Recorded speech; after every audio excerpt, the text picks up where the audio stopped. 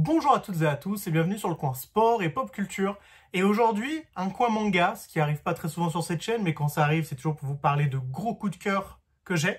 Aujourd'hui, je vais vous parler d'un auteur que j'aime beaucoup, un auteur que j'ai lu avant que ça sorte en VF parce que j'ai eu la chance de vivre à l'étranger pendant plusieurs années et à l'époque, j'ai pu y lire en anglais. Je vais vous parler d'un auteur très connu qui a beaucoup de hype ces derniers temps, surtout depuis qu'un éditeur qui s'appelle Mangetsu a réédité ses œuvres. Cet auteur-là, c'est Junji Ito. Pourquoi je vais vous en parler? D'une part parce que c'est un auteur classique, c'est un des auteurs les plus connus dans l'horreur dans le monde entier. Quand nous, on connaît Stephen King, Junji Ito, c'est un peu son équivalent chez les Japonais.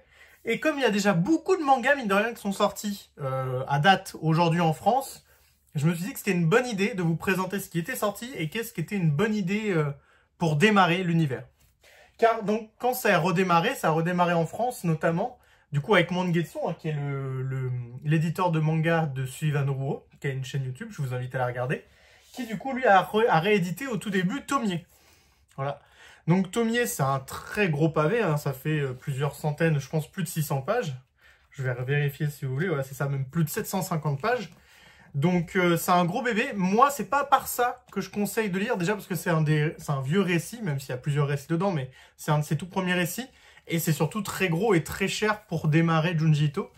Néanmoins, ça reste une des œuvres les plus marquantes de l'auteur de Junji Ito. Donc voilà, je vous la montre et c'est ce que je vais faire dans cette vidéo. Je vais vous montrer un peu tout. Et à la fin, je vais vous en sélectionner 2 ou 3 et après on ira au coin planche pour vous montrer du coup ceux que je vous recommande vraiment. Donc Tomie, c'est sympa, mais c'est un peu cher pour démarrer, c'est pas ce que je vous recommande non plus. Ensuite, donc vous avez Mangetsu qui vous présente Junji Ito, mais il y a aussi Delcourt Tonkam, qui du coup pendant des années avait les droits de plusieurs mangas de Junji Ito, mais ne les éditait pas pour une raison que j'ignore, je trouve ça pas très pertinent. Mais du coup, par exemple, chez Delcourt Tonkam, vous pouvez avoir du coup une autre œuvre culte de l'auteur qui s'appelle Spiral, qui là du coup n'a pas grand chose à voir avec Tomie, c'est vraiment une histoire autocontenue, c'est toujours un gros récit un peu cher. Je pense que je vous le recommande plus pour démarrer que Tomie, malgré tout, parce que je trouve vraiment que Spiral, c'est une de ses œuvres les plus cultes, plus que Tomie à mon sens. Mais pareil, c'est un peu cher, c'est vrai que pour démarrer, moi, j'aime pas vous recommander des choses plutôt chères. Donc ensuite, vous avez un manga qui s'appelle Zone Fantôme, qui est du coup ce qui sort en ce moment au Japon, qui est la série la plus récente de Junji Ito. Et pour le coup, ça, c'est des mangas que je vais vous recommander, et qu'on reverra du coup plus tard sur la planche, donc du coup, je vais pas trop en parler. Grosso modo, ce que je vais continuer à vous parler, vous avez du coup Les Cauchemars de Mimi, qui est pareil, un manga en plus, qui est un manga très sympathique, très beau, mais c'est pas ce que je vous recommande pour commencer, même si pour le coup il est fin et pas trop cher, mais c'est pas son œuvre la plus marquante. Plus comme vous avez pu le voir jusqu'ici, vous voyez, donc là c'est Mangetsu, hein, quand le titre y brille, c'est vraiment un travail de Mangetsu, c'est vraiment une collection qui a un traitement sublime. Mangetsu, on peut leur reprocher plein de choses, le prix, ou parfois même le prix par rapport à des éditions un peu au rabais ou pas très bien finies comme Soten no Ken avec une jaquette un peu friable.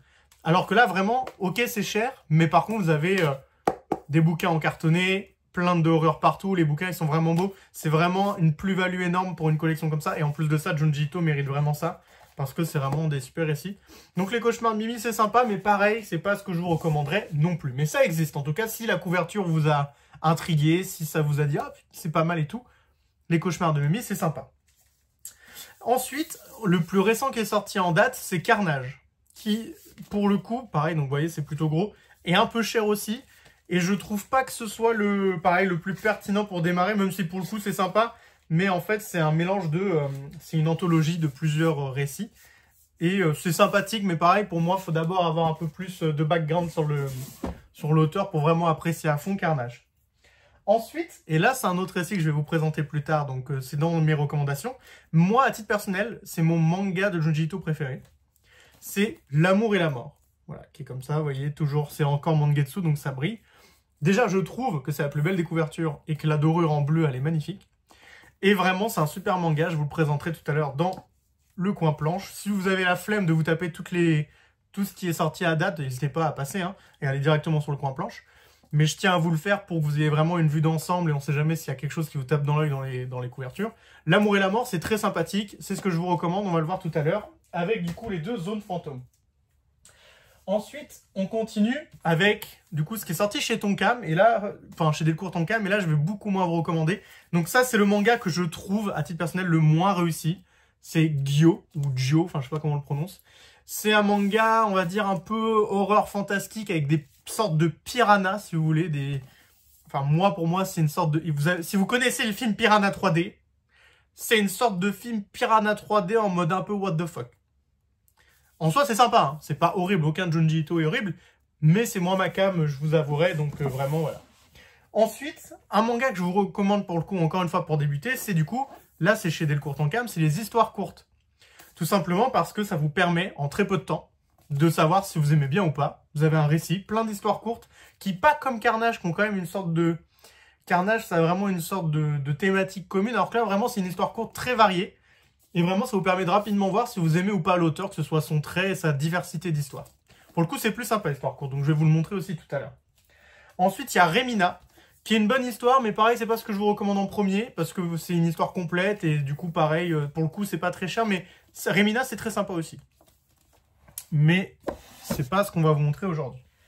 Ensuite, on a Soichi, qui lui, au pareil, n'est pas un personnage que je vous recommande en priorité, même si c'est un très bon récit. Vraiment, c'est un récit sur cet enfant, qui est du coup un peu taré. Mais en gros, c'est un peu particulier parce qu'il est taré, mais c'est un enfant. Donc, vous voyez qu'il a un côté un peu diabolique, mais en même temps, il n'est pas foncièrement méchant. Enfin, je sais pas comment expliquer. C'est juste que c'est un associable sociopathe, un peu... Imaginez un Joker, qui aurait des pouvoirs fantastiques et qui serait un enfant. Ça ferait un peu Soichi. Je sais pas trop comment l'expliquer mieux que ça, mais moi je trouve que c'est une bonne explication. Je vous le recommande pas pour commencer, mais si jamais vous avez envie de vous taper un délire comme je viens de vous l'énoncer, franchement Soichi c'est cool. Ensuite, il y a Sensor, qui est du coup en plus a eu un prix à Angoulême, qui a fait partie de la sélection d'Angoulême en 2022, qui est pas très grand, qui est pas très cher, et pareil je vous le recommande, c'est plutôt une bonne histoire, qui pour moi est une histoire Lovecraftienne, un peu d'horreur cosmique. Moi, j'adore Lovecraft. Vous avez déjà vu une vidéo d'un Lovecraft en manga que je vous ai présenté, mais même les romans, j'adore. Et vraiment, Sensor, c'est un super récit aussi, c'est ce que je vous recommande, donc on va le voir en coin planche dans pas longtemps. Donc, vous voyez, on va quand même en voir 5-6 dans les coins planches. Ensuite, vous voyez, on a beaucoup, hein, la vidéo, elle va être longue. Ensuite, il y a L'école des composés, qui pour le coup, est le seul que j'ai pas encore lu. Donc, je pourrais pas trop vous en dire. Après, voilà la couverture. Donc encore une fois, vous voyez le travail d'édition de Mangetsu qui est génial. Vraiment, Junji Ito, c'est un auteur qui a vraiment beaucoup de chance, hein, parce que vraiment, je trouve que Mangetsu fait un travail quasiment inégalable sur cet auteur par rapport à tous les autres mangas qui existent. Ensuite, vous avez Fragment d'horreur, qui, eh bien, c'est aussi un recueil d'histoires courtes, mais c'est pas le plus marquant, c'est toujours pas très grand, pas très cher. Si vous aimez bien un peu le clin d'œil de la couverture au cri d'Edouard Munch, bah essayez, de toute façon c'est toujours sympa. Et voilà, toujours une très belle édition de toute manière. Et ensuite, un autre manga de Junji Ito que j'aime beaucoup, c'est son adaptation de Frankenstein. Donc lui, pour le coup, il est un peu plus gros, un peu plus cher, mais je vous le recommande vraiment. C'est vraiment une super histoire sur Frankenstein, une super réinvention, réécriture du mythe. Et je trouve que le trait de Junji Ito et sa manière d'écrire son horreur, qui est une horreur très viscérale, très graphique, très dérangeante, marche énormément avec Frankenstein. Regardez, si vous voyez, je sais pas si vous voyez bien, voilà, hop.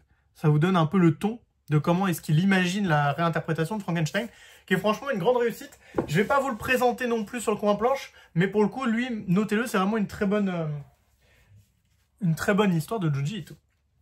Et enfin, les deux derniers qui sont dans les recommandations que vous allez voir dans le coin planche, c'est les deux chefs-d'œuvre de Junji Ito, qui sont pareils, deux récits anthologiques. Vous voyez, c'est deux anthologies, donc plein de petites histoires. Mais pour le coup, là, que ce soit le 1 ou le 2, de toute façon, vous n'avez pas besoin de l'avoir lu le 1 pour lire le 2 et ainsi de suite.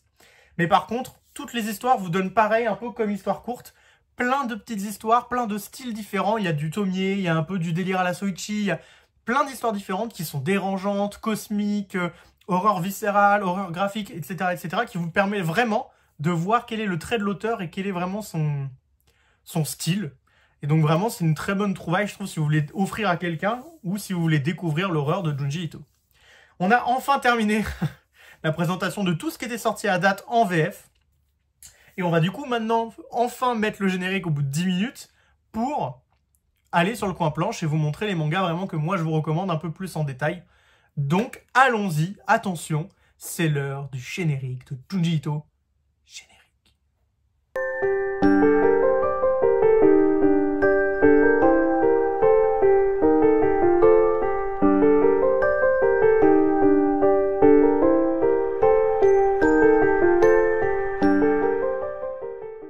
Et du coup, bonjour à tous, on se retrouve sur le coin planche après ce générique au bout de 10 minutes d'introduction où j'ai beaucoup parlé de tout ce qui était sorti à date. Je vais donc vous présenter ici un peu plus mes recommandations personnelles de quel manga prendre pour démarrer Junji Ito ou pour offrir à quelqu'un qui aime bien l'horreur et les mangas d'horreur. Je vous présente du coup dès le début mon préféré, celui que j'aime le plus, que en plus vous pouvez voir le titre est magnifique, il brille et tout. Je suis vraiment un nifleur, c'est pas bien. Mais donc le premier c'est L'amour et la mort. Enfin moi je dis c'est l'amour, la mort, mais j'aime bien dire l'amour et la mort. Donc déjà vous pouvez voir que l'édition est vraiment magnifique, hein, comme vous pouvez le voir. Hop, ça brille. Chez Mangetsu, c'est toujours comme ça. Si vous voulez voir ce qu'il y a en dessous de la jaquette, aucun souci, on va vous montrer très rapidement. Vous pouvez voir que c'est des livres aussi très bien finis, très beaux. Hop.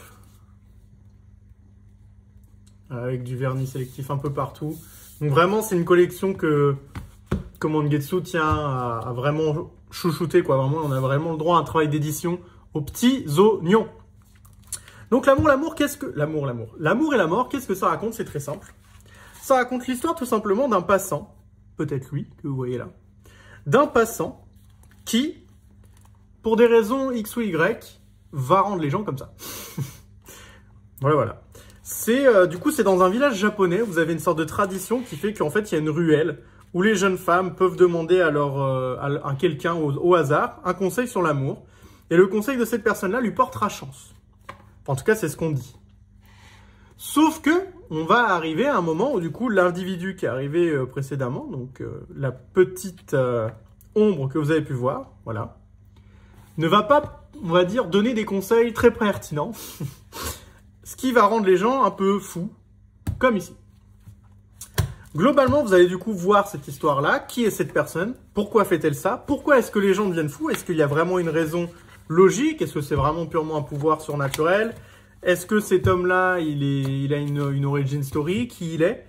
C'est vraiment une très bonne histoire. On s'attache très rapidement aux personnages principaux, qui sont un homme et une jeune fille. Enfin, un jeune homme et une jeune femme.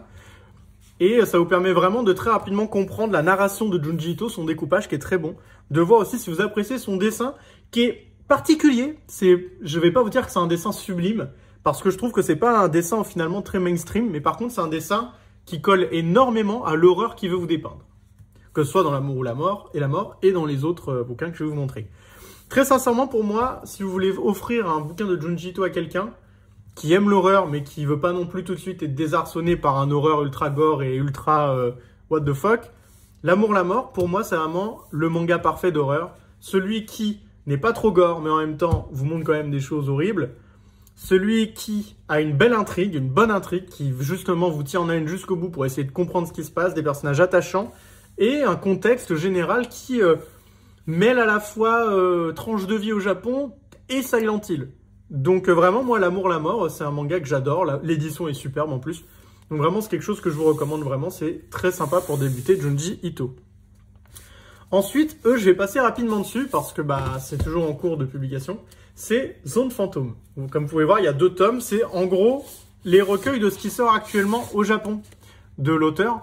Ce qui franchement est très bien. Hein, parce que du coup, vous pouvez prendre Zone Fantôme tome 1 sans rien connaître, sans jamais avoir rien lu de l'auteur.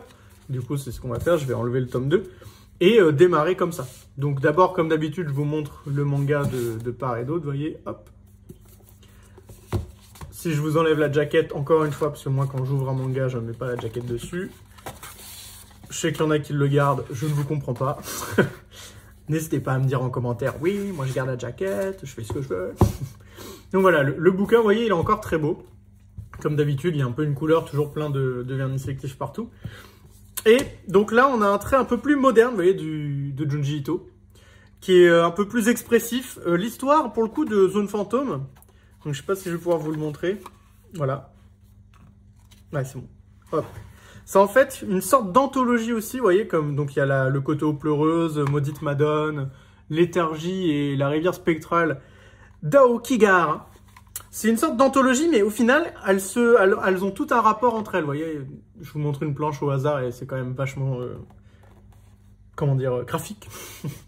Donc, chaque histoire est indépendante et en même temps s'entrecroise bien. On a un côté beaucoup plus religieux dans le manga Zone Fantôme. Et encore une fois, c'est de très bonnes histoires. Je peux pas trop vous spoiler non plus, mais j'essaie de vous montrer un peu des parties au hasard. Voilà, pour vous montrer que Junji Ito, vraiment, c'est un... Vous voyez, ça n'a rien à voir avec ce que vous avez vu tout à l'heure. Tout à l'heure, on est beaucoup plus dans un thriller psychologique émotionnel avec l'amour, la mort. Ici, on est beaucoup plus sur une satire, voire critique de la religion, tout en mettant en scène des personnages, on va dire, qui n'ont pas d'a priori, en fait. Voilà, c'est pas des gens qui sont forcément anti-religieux quand vous le lisez. Donc, c'est plutôt sympathique. Zone Fantôme, c'est encore une fois le manga le plus récent. Donc moi je trouve pas que ce soit non plus le plus intéressant de tous. Mais par contre pour démarrer c'est très bien parce que ça vous demande aucun a priori, aucun antécédent pour Zone Fantôme tome 1 et puis c'est bon. On va ensuite parler d'un autre manga qui est mon second préféré je pense de l'auteur. C'est Censor. Qui du coup a été, comme vous pouvez le voir, il y a le petit sticker que j'ai pas enlevé parce que je sais pas, je trouve ça stylé de le laisser. De Censor, qui du coup lui a été à la sélection officielle d'Angoulême en 2022. En 2022. Et c'est l'un de mes préférés parce que comme je vous ai dit tout à l'heure, j'adore Lovecraft. Et je trouve que c'est le plus Lovecraftien des mangas de Junji Ito. C'est-à-dire que c'est une horreur cosmique, donc une horreur inexplicable, venue de loin, qui est impossible à combattre, que la lutte est vaine. Et donc c'est un style particulier, hein. Je peux comprendre que beaucoup de gens n'aiment pas, parce que du coup ça vous fait partir du principe que c'est quasiment impossible que ça se finisse bien. Mais c'est vraiment un très bon manga où l'horreur est palpable, où le côté impossible justement est vraiment très prégnant. Donc, vous voyez, le bouquin est encore une fois très beau, à chaque fois c'est une couleur différente, ça vous fait vraiment une très belle collection hein, quand vous avez les Junji Ito. Et du coup Censor, en plus de ça, c'est un de ses plus oniriques, voilà. Du coup, comme vous pouvez le voir, c'est un rapport avec l'espace, avec l'au-delà, avec l'inconnu. Et très sincèrement, c'est très sympathique parce qu'on ne comprend pas trop ce qui se passe. Pareil, c'est une histoire autocontenue, hein. Il n'y a qu'une seule... vous n'avez qu'une seule grande histoire, vous voyez. Tout ici. En plus, vous avez une belle petite préface d'Hideo Kojima, qui est ici. Et vous voyez, il y a des chats avec des sortes de petits cheveux qui sortent de lui, on comprend pas trop pourquoi. On voit des gens qui interagissent entre eux, qui racontent des légendes. Donc, je saurais pas trop, pour le coup il est court, donc c'est vrai que vous le racontez, ça spoil un peu. Mais j'essaie de vous montrer un peu des pages, pour que vous imprégniez de l'atmosphère. Mais globalement, Censor, c'est du coup un horreur cosmique qui vient de loin. C'est en gros un phénomène, on va pas dire paranormal, mais un phénomène inexplicable qui va arriver à une jeune femme qui du coup va créer une sorte de catastrophe complètement cataclysmique pour la société. Et vous allez vivre cette catastrophe en fait, en suivant un personnage principal qui va essayer de comprendre ce qui se passe, qui va essayer de lutter contre et qui va essayer justement de rendre ça réversible. Très sincèrement, Censor, je crois que c'est pas très cher, ça doit être à moins de 17 €, il me semble. C'est pas très long, donc ça fait pas trop peur non plus à lire pour quelqu'un qui aurait jamais lu de l'horreur. En plus, c'est de l'horreur cosmique, donc c'est pas un horreur qui a pour but d'être gore, dégueu ou tout ce que vous voulez, ou vraiment très graphique. C'est vraiment un horreur psychologique, un horreur de désespoir, plus qu'un horreur vraiment très graphique. Moi, c'est un horreur qui marche beaucoup et que personnellement j'adore. Et je pense que, par exemple, Stephen King aurait pu écrire ça sans problème en roman. Et Junji Ito, du coup, l'a fait en manga. C'est un très bon manga, je vous le recommande. Censor, c'est vraiment très très bien. Je vais du coup terminer par les trois qui ont un peu la même ossature, qui pour moi se ressemblent un peu. C'est du coup 3 anthologies, 3 recueils en fait d'histoires courtes. Donc 2 qui sont édités par Mangetsu. Vous voyez, toujours le côté c'est brillant, c'est beau, ça fait une belle dorure, ça fait une belle... un beau dos, parce qu'on aurait pu dire frise, mais ça s'appelle le dos ici. Et du coup, le dernier qui est ici édité par Delcourt Tonkam, qui est beaucoup moins beau. Enfin, quoique peut-être que vous allez préférer ce dos-là, hein, n'hésitez pas à me dire. Moi, perso, je trouve que celui-là est beaucoup plus beau, mais... Grosso modo, ici, vous avez 3 fois la même chose, pas en termes d'histoire, mais en termes de vraiment ce que ça vous propose. C'est-à-dire, vous avez 3 recueils anthologiques d'histoires de Junji Ito qui vous permet d'avoir un spectre très large de ce qu'est Junji Ito. C'est-à-dire que Junji Ito, comme je vous avais pu le voir auparavant, c'est un humour tantôt cosmique, une horreur tantôt cosmique, une horreur tantôt gore, tantôt psychologique, tantôt dramatique, tantôt psychédélique, tantôt complètement graphique, what the fuck. Donc vraiment là, dans ces 3 recueils-là, vous avez ça. Donc pour un prix variant, parce qu'il me semble que c'est à tout entre 20 et 30 euros, on va dire. Parce que j'ai pas noté, parce que je me prépare pas, je suis un vilain. Mais dans tous les cas, je vous les conseille. Très sincèrement, de toute façon, le chef-d'œuvre 2 ne nécessite pas d'avoir lu le chef-d'œuvre 1. Donc si lui vous tourne plus que lui, ou que vous trouvez que lui et pas lui, etc., etc., bah, n'hésitez pas, de toute façon, vous n'avez pas besoin d'avoir vu l'un ou l'autre. Histoire courte, bah, c'est des histoires courtes, vous avez littéralement besoin de rien lire d'autre. Et voilà, moi à titre personnel, c'est vrai que le chef-d'œuvre tome 1 est celui qui possède les histoires courtes que je préfère. Donc c'est celui que je vais vous montrer tout de suite, parce que bon, je vais pas tous vous les montrer. Oui, alors juste globalement, voilà, c'est histoire courte. Voilà, c'est du noir, mais je sais pas si vous arrivez à voir, mais il y a une sorte de cadavre en vernis sélectif. Et derrière, vous avez l'autre partie du cadavre ici. Donc l'édition est sympathique, puis vous avez un œil qui se referme. Donc l'édition de Delcourt Tonkam sont un peu sympathiques, même si globalement ils ont quand même rapidement suivi en fait la DA de ce qu'avait fait Mangetsu.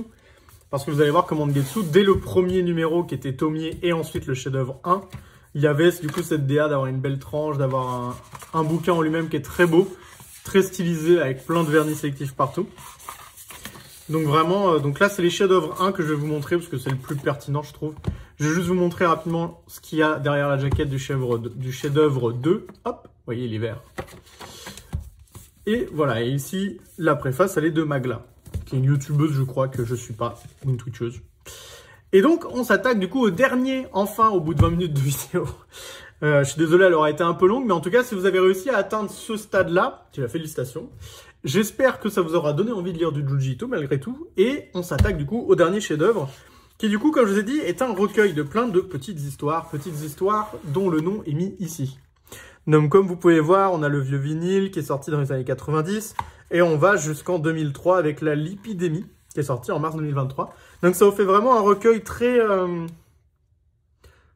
complet, avec plein d'histoires diverses et variées. Moi, personnellement, j'adore l'histoire du mannequin. C'est une de mes préférées. J'adore l'histoire du rêve sans fin. Pareil, qui est une de mes histoires préférées en histoire courte. Et si je devais vous montrer, par exemple, le mannequin, donc qui est la page 75. Oupipap. Hop là. Donc, c'est ça. Donc, l'histoire du mannequin, c'est l'histoire du coup d'un jeune homme qui, d'un seul coup, va voir dans un magazine de mode cette femme-là, qui est du coup un mannequin, parce qu'elle est dans un magazine de mode. Lui, il va pas comprendre pourquoi, parce que, bah, foncièrement, elle est pas très belle, même si, bon, la beauté, c'est une histoire de conception, etc., etc. Mais en tout cas, lui, dans le manga, la trouve pas très belle. Et il s'avère que cette personne-là, c'est pas une personne très normale, comme vous allez pouvoir le voir ici. Et vous verrez ce qui se passe ensuite, parce que c'est une histoire courte, je peux pas non plus tout vous spoiler. Et ensuite, on va essayer d'aller voir un rêve sans fin rapidement au 277.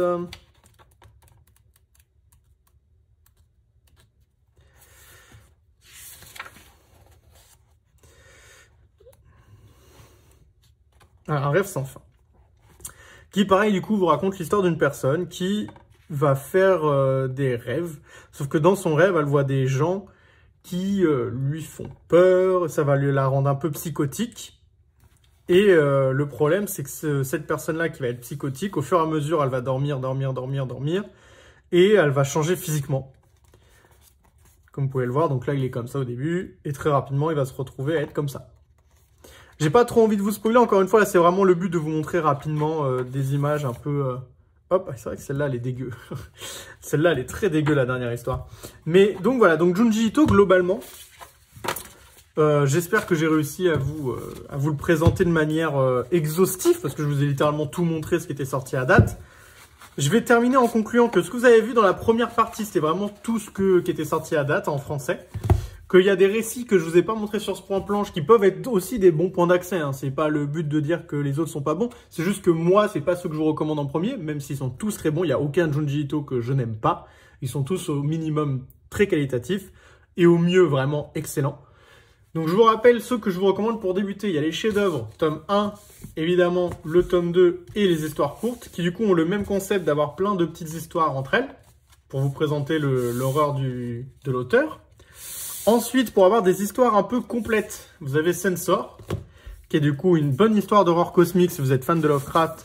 Et vous avez L'amour et la mort si vous êtes plus fan de thriller un peu psychologique à la un peu Silent Hill. Et enfin, si vous voulez lire juste ce qu'il y a de plus récent, c'est-à-dire ce que fait l'auteur en ce moment, vous avez Zone Fantôme, tome 1 et tome 2. Je vous remercie d'avoir suivi cette vidéo qui est probablement la plus longue de la chaîne.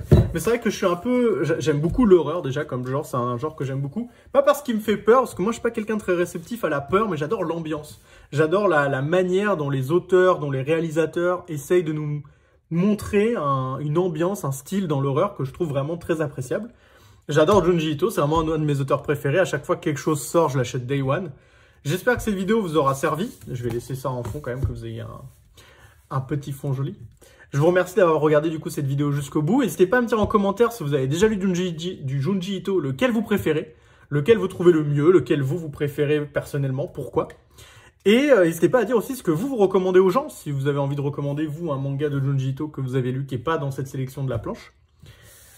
À tous les courageux qui sont arrivés jusqu'à ce moment-là de la vidéo, merci beaucoup. Je vous souhaite de passer à tous une très bonne journée, une très bonne matinée ou une très bonne soirée sur le moment auquel vous regardez cette vidéo. N'hésitez pas à lire des mangas, à lire des comics, à lire des BD et à lire du Junji Ito et de l'horreur. On se dit à plus tard pour un autre coin manga, un coin comics ou un coin BD. Tchuss tout le monde!